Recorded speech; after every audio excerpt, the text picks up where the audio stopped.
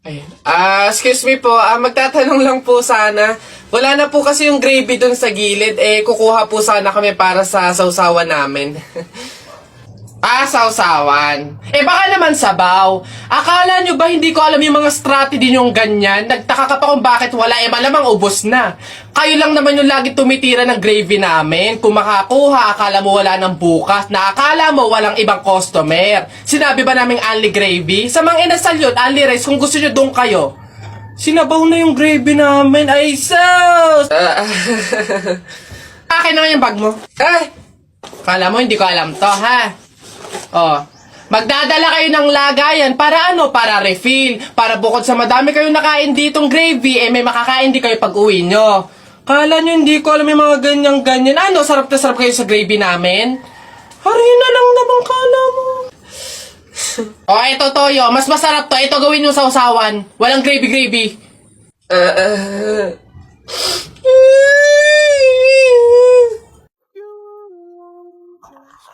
Oh, anak, ginagawa mo?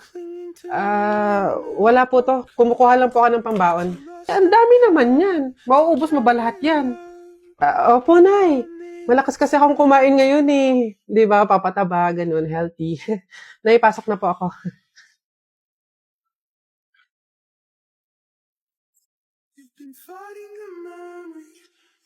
Nay, pwede po bang sa akin na lang yung natira nating kanin tsaka ulam? Bakit naman? Babaunin ko po sana ulit bukas. Sayang naman kung itatapon, di ba? Nay, pasok na po ako. Nay, pwede po bang padagdagan ng 200 pesos yung baon ko? Para saan? Para lang po sana sa class fund po namin. Opo. Naniningil na po kasi magbabayad lang po sana. Nay, andito na ako. Anak, umamin ka nga sa akin. Madalas ka nagpapadagdag ng baon. Kumukuha ng sobra at tirang pagkain. Ano bang meron? Nay, naawa po kasi ako sa kaibigan ko eh. Sobrang hirap na po siya sa pagtatuguyod ng pag-aaral niya. Oo, hindi naman tayo mayaman. Wala din tayo, pero kailangan ko talaga siyang tulungan eh. Ayokong tumigil siya ng pag-aaral, Nay. Gustong-gusto ko siyang ilaban para sabay kaming makapagtapos. Babe, etong food, baon mo to for today.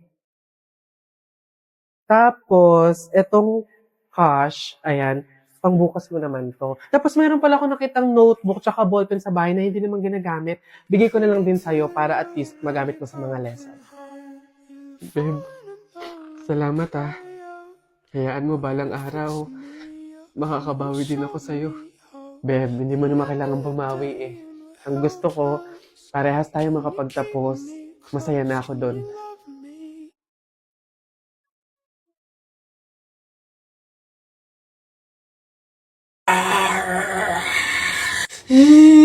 Nay, naririnig nyo ba yun? Oo, anak, aswang yun, panigurado.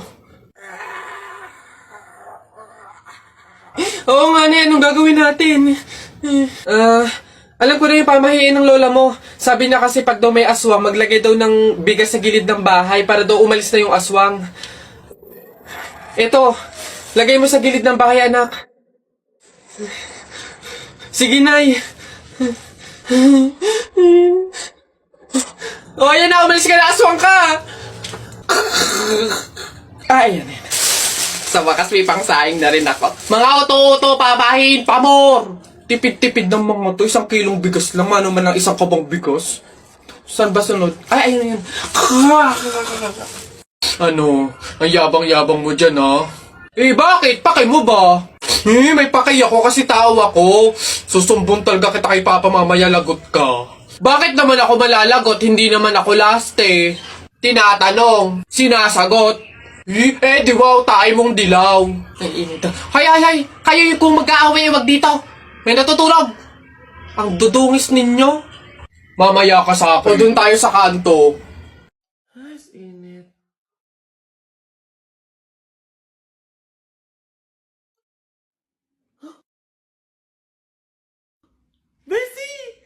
Nakatingin sa akin yung guy. Ito na talaga, feeling ko gusto niya akong jowain. Ha? Feeling na ito. Nakatingin lang sa'yo, jojowain ka kaagad.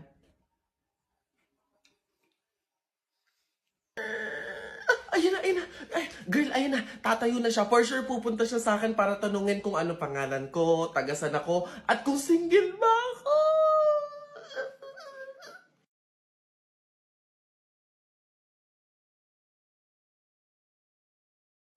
Shoota, bulag sis.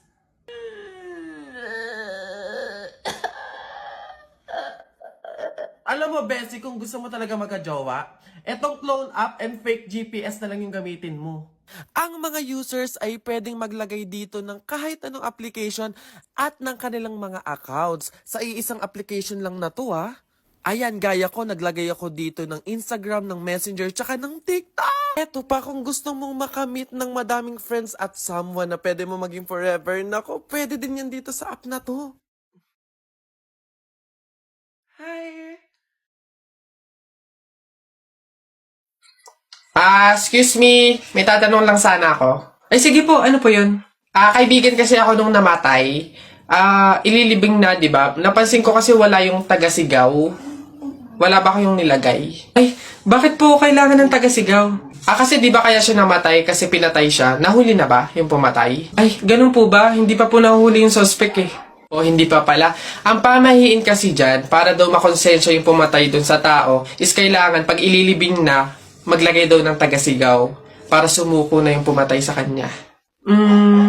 Sige po, ako na lang po, yung sisigaw. Ay, ikaw na lang. Sige, mabuti. Ayos. Sige.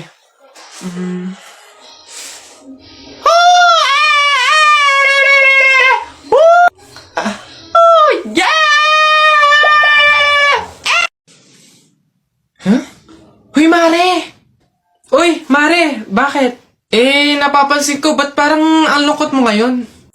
Nako, Mare, minsan kasi naiisip ko kung makakapunta ba ako sa langit pag namatay ba ako, ganun. Sus, yun lang pala eh. Alam mo, may solusyon ako dyan sa iniisip mo. Ha? Solusyon? Ano naman yun, Mare? Di ba mahiin? Alam mo, sabi kasi nila, 24 hours daw na bukas yung gate ng langit tuwing Pasko. So, kung sino daw yung namatay ng Pasko, swerte daw yun kasi daw, diretso na daw agad sa langit yun. So, Mare, tara na, let's G. Ha? Aba sira. Ay, bakit, Mare? Ipatingin mo na yung utak mo. Babe, happy Mansari. Hindi ba ako babatiin? First Mansari natin ngayon, no? Nakakatampo ka naman, ha? Tapos meron pa akong regalo sa'yo, Mansari, alam ko. O, di ba butas yung panty mo? O, ba't hindi na lang yun yung pinabili mo ng mga yan, ha? Alam na, butas yung mga panty na yung mga regalo pa naisip bilhin. Babe, naambol pa silong naman ako! Di ba may payong kang sayo? Ang sabi ko kasi sa'yo, magdala ka ng payong kasi uulad mamaya. O, tama, wala ka tuloy magamit. Ang hirap kasi sa inyo, gusto nyo lagi yung sweet moment, yung makikisukob kayo sa amin. Hindi to kay drama. Bahala ka sa buhay mo. Babe, ano ba? Kanina pa ako nagugutom, kumain na tayo!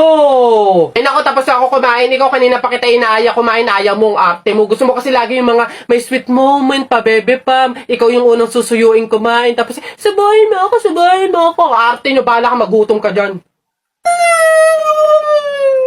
Ayan na, bilisan nyo, matatalo na tayo. Ano ba yan? Bilis kasi!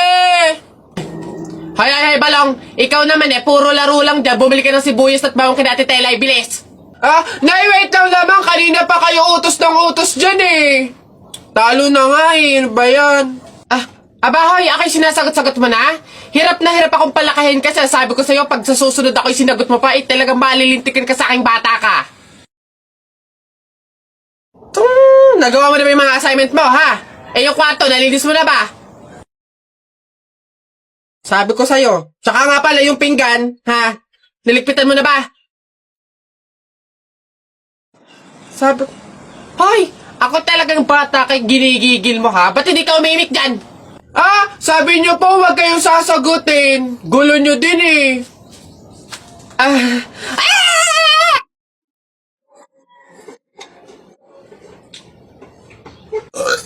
Uy, pre, wala na tayong kanin. Humingi ka na.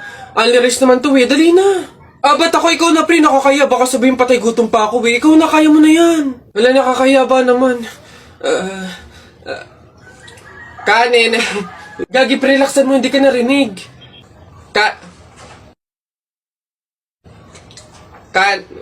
No, dali na. Wait na, nakakairit ka lang. Kuya, ayun. Kanin. Ay, nakakaya. Talaga, kapag talaga, nagkaroon ng zombie dito sa Pilipinas, takting yan. Pupunta talaga ako sa mga 7-Eleven para hindi ako mamamatay doon. Madami akong kakainin doon, hindi ako magugutom. Ako talaga, malupit yun. Magpapanggap akong zombie. Akala nila kasama nila ako, pero totoo, buhay pa rin ako. Hindi nila ako kakagatin, mabubuhay pa rin ako, hindi ako mamamatay. Gaganto ako doon. Ayun na yun, mas astig yun sa akin. Kukuha ko ng mga baril, yung mga shotgun. Talaga, pagbabarilin ko yung mga zombie na yan. Sino ba yung mga maiingay niya? Hoy, mga bata, kayo magsiuwi nga kayo sa inyo. Ang babaho ninyo. Iingay. Asin.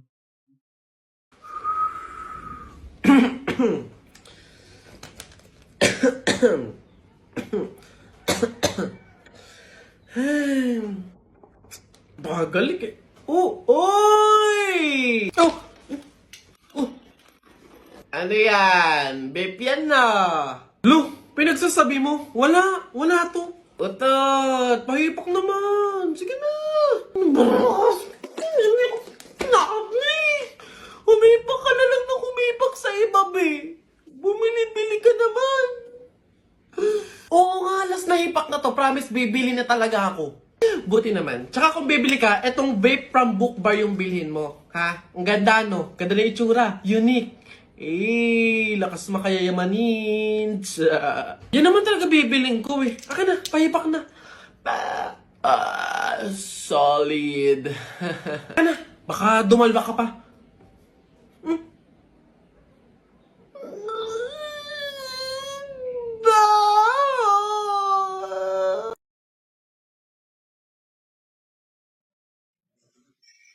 Ha?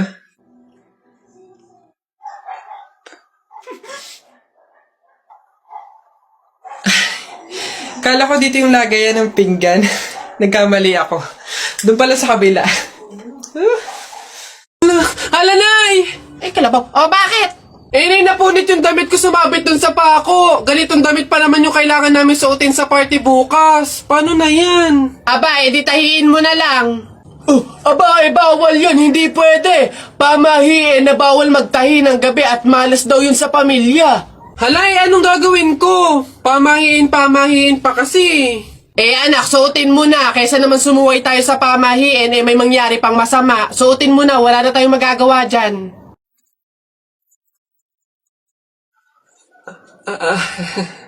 Di ba? Ay! Bagong style, unique, trending, fashion. Alam niyo naman ako, lagi nasa uso.